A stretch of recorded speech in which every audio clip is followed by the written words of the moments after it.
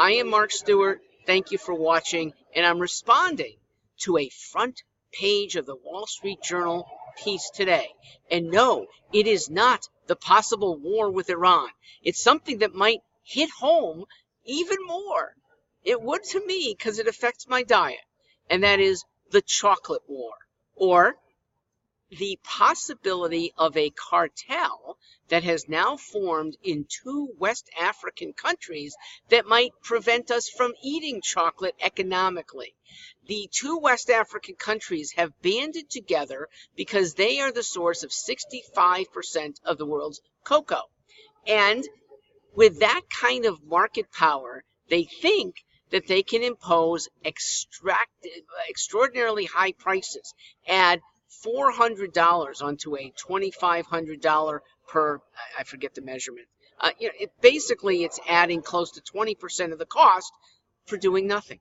Not distributing any better, not making any better chocolate, but because they right now think they have the market power.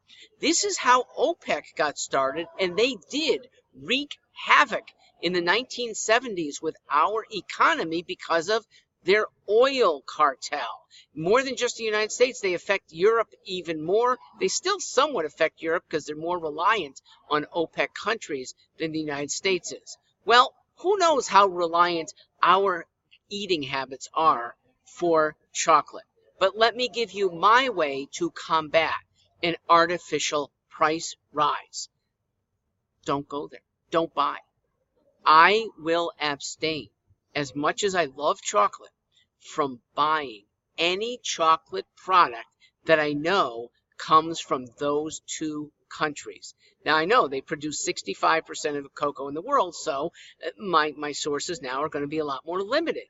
But I'm willing to find them, and I'm willing to reward the nations that are not part of this cartel with my business.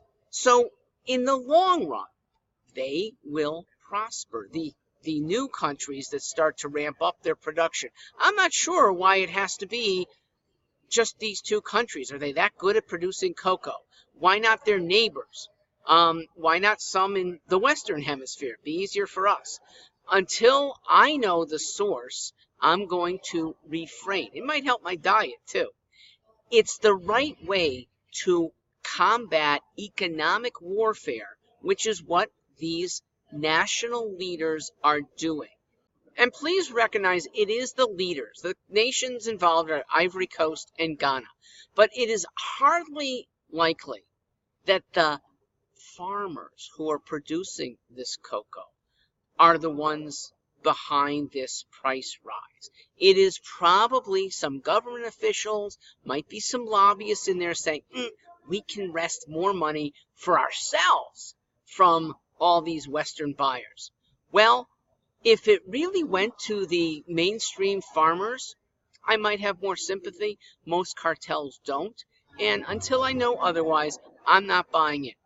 My chocolate comes from whatever producer is not adding this artificial tax on me. Stop taking me for granted. I am not taking your chocolate any longer. I'm Mark Stewart. Thanks for listening.